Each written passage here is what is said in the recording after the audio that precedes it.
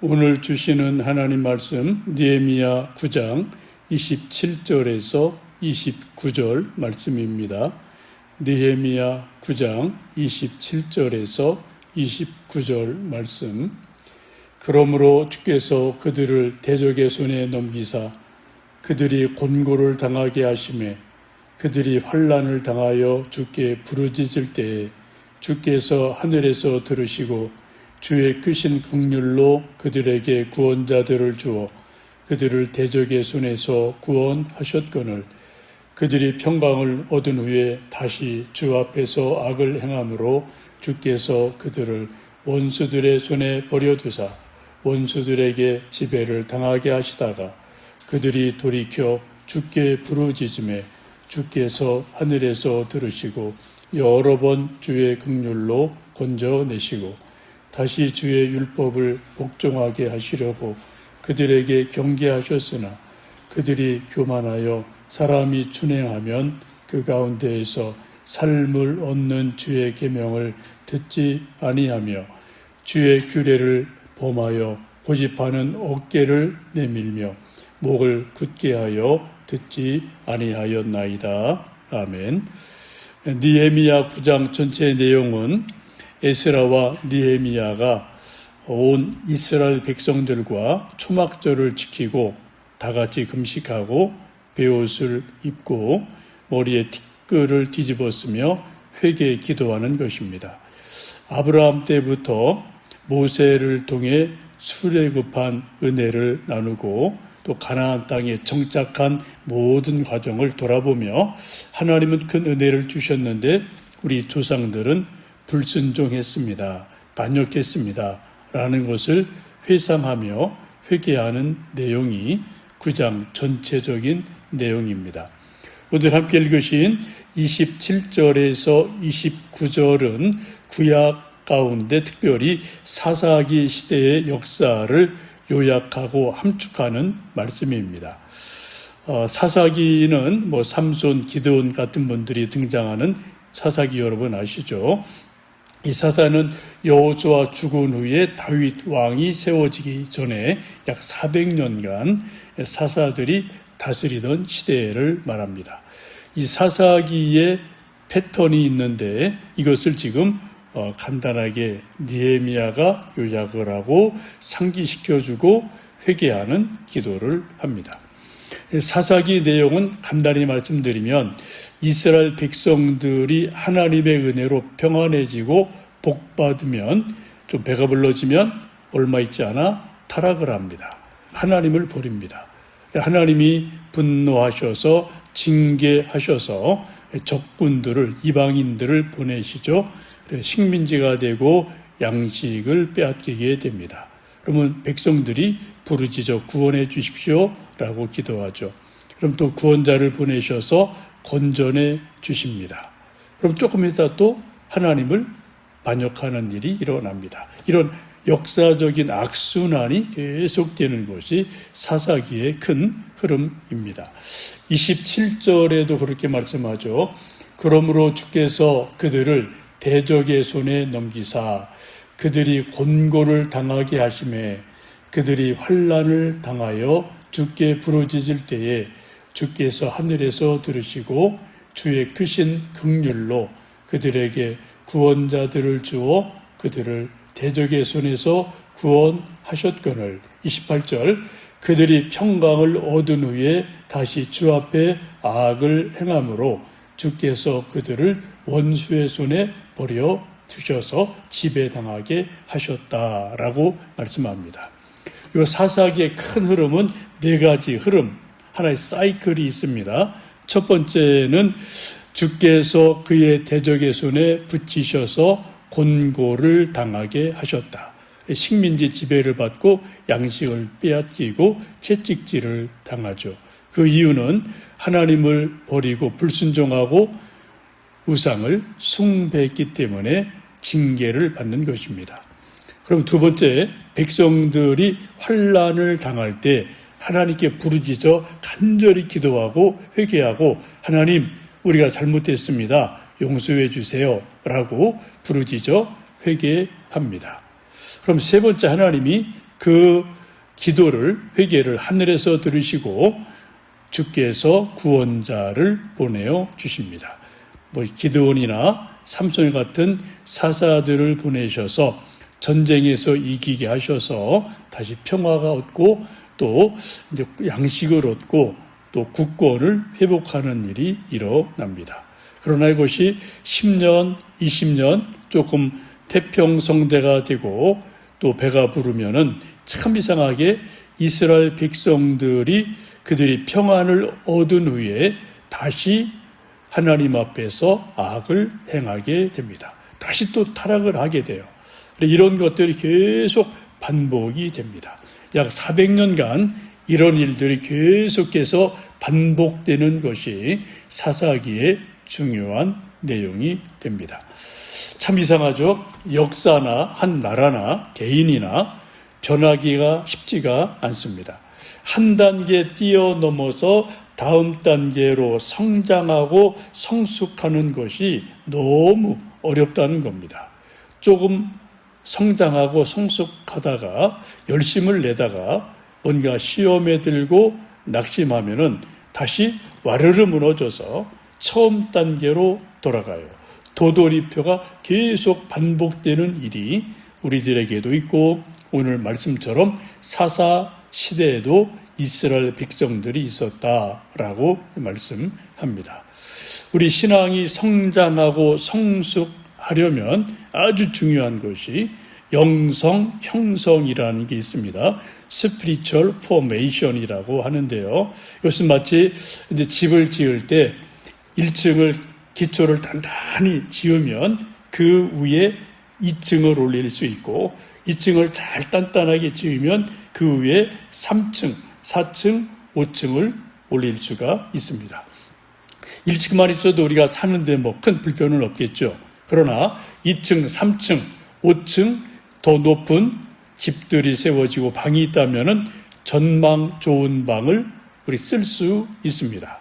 그래서 공기도 더 좋은 공기 마실 수 있고 또 좋은 넓은 어떤 그런 풍경도 볼 수 있고 바람도 맞이할 수 있고 또 행복하고 멋있는 삶을 살 수가 있지요.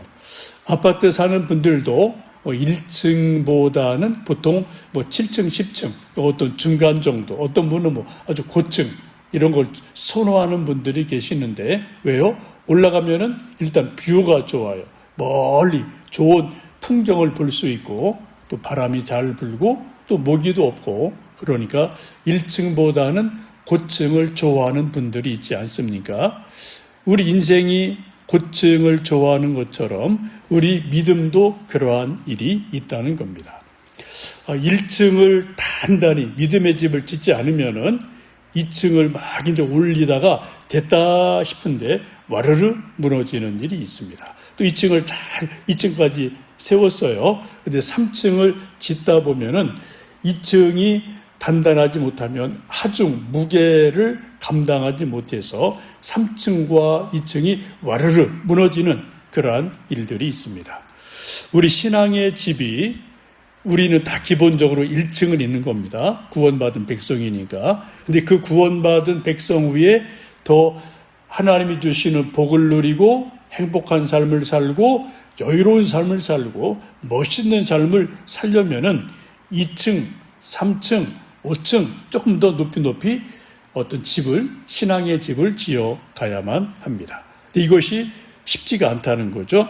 이 2층, 3층, 5층 집을 올라갈 때, 지어갈 때 무너져 내리는 여러 가지 요인들이 있는데 중요한 것 2가지가 있습니다. 하나는 감정 문제예요.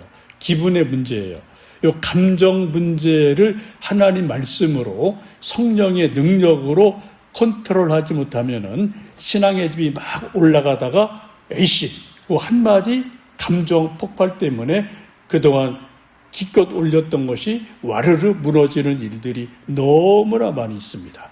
2번째 중요한 거는 우리 신앙은 나 혼자뿐 아니라 교회에서 가정적으로 구역과 남녀 선교회로 더불어 하는 겁니다. 팀워크이에요. 공동체예요.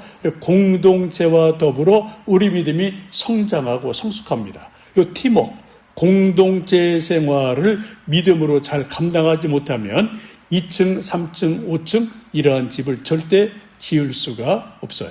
그리고 우리가 좀 더 높은 멋있는 집을 짓고 싶다면 감정 문제를 성령의 능력 안에서 잘 다스리고 성숙하는 것, 또 이웃 내 마음에 들든 들지 않듯 우리 교인들과 구역 식구와 또 누구랑 같이 공동체로 팀워크로 믿음을 세워가는 것, 이것이 될 때 우리 믿음의 집이 3층, 5층 그 이상 올라갈 수가 있게 됩니다. 근데 이스라엘 백성들이 이제 그런 것이 잘 되지 않았다는 거죠. 이스라엘 백성들의 불순종하는 모습을 29절에 재미나게 표현합니다. 사람이 준행하면 그 가운데서 삶을 얻는 주의 계명을 듣지 아니했다라고 말씀해요. 참 안타깝죠. 하나님의 말씀을 순종하면 사는 길이 열립니다. 복된 길이 열립니다. 그런데 듣지 않았다는 거예요. 그러면서 오히려 주의 규례를 범하여 고집하는 어깨를 내밀며 목을 굳게 하여 듣지 아니하였다라고 29절에서 말씀합니다. 하나님 분명히 사는 길, 행복한 길, 더 좋은 길을 알려주셨는데 이스라엘 백성들이 듣지 않았다는 겁니다. 불순종했다는 겁니다. 어떻게 불순종했나요? 오늘 말씀 보시면은 고집하는 어깨를 내밀며 목을 굳게 하였다라고 말씀합니다. 여기 고집하는 어깨를 내밀었다라는 것은 재미있는 표현이죠. 이걸 쉽게 말씀드리면 옛날 시골에서 우리 할아버지 농부들이 논박할 때 소를 가지고 이제 쟁기질을 합니다. 쟁기를 하려면 소 어깨에 멍에를 얹혀놓고 이렇게 줄을 쭉 당겨서 쟁기를 몰고 소를 몰고 가지 않습니까? 근데 이 소가 멍에를 자기 어깨에 농부가 멜 때 일하기 싫으니까 힘든 것을 아니까 그래서 고개를 뻗팅기는 거예요. 일자로 꼿꼿하게 하고 뒤로 젖히고 나 멍에 안 멜 거예요 라고 막 멍에를 지지 않으려고 뻗팅기는 것. 그런 모습을 고집하는 어깨를 내밀었다라고 보시면 됩니다. 여러분 이건 아주 의도적으로 소가 나 안 할 거예요. 나 고집 피우면서 거부하는 그러한 모습을 말하죠. 바로 이스라엘 백성이 그렇게 했다는 겁니다. 몰라서 안 한 것이 아니고 하나님 말씀을 아는데 일부러 나 안 할 거예요 라고 고집을 피우고 곧게 고개를 뻗팅기는 소처럼 했다라고 말씀합니다. 그러면 하나님이 하시는 일은 둘 중에 하나입니다. 그럼 하나님이 그래 알았다 내버려 두셔요. 그럼 당장 일 안 하고 편하고 좋은 것 같죠. 좀 더 하나님이 기다려보시고 참아주시고 인내를 하실 때가 있습니다. 그러나 멍에를 매무로 얻는 큰 복과 유익을 받지는 못합니다. 두 번째는 일 안 하는 소에게는 농부가 염을 안 주죠. 또 성미 급한 농부는 채찍질하고 맴매하면서 소를 험하게 다룰 수밖에 없습니다.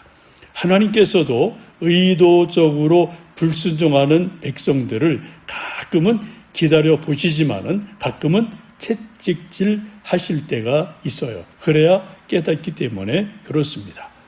여러분 우리가 예수님 믿은 지 10년, 20년, 30년 오랜 세월이 됐습니다.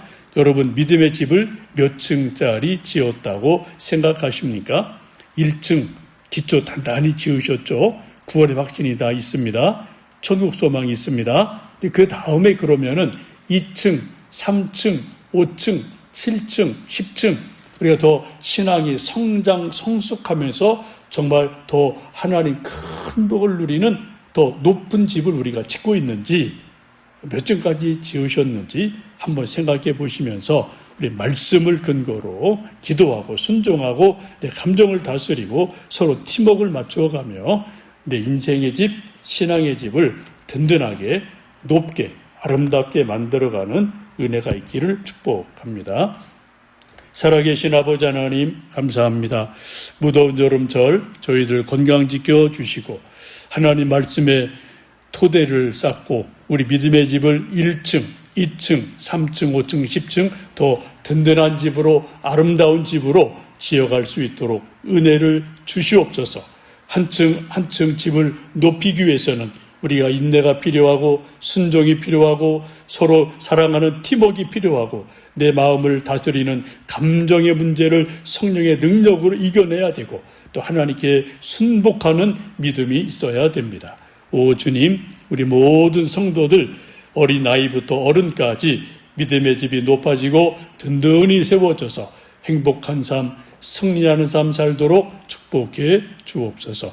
성경학교 축복하시고 준비하는 이들에게 복과 은혜 더하여 주시며 이제 또 청년들 초청하고자 합니다. 우리 청년들 어디 있든 무엇하든 하나님 놀라운 은혜로 붙드시고 세워주시고 하나님의 사람으로 든든하게 만들어 주옵소서.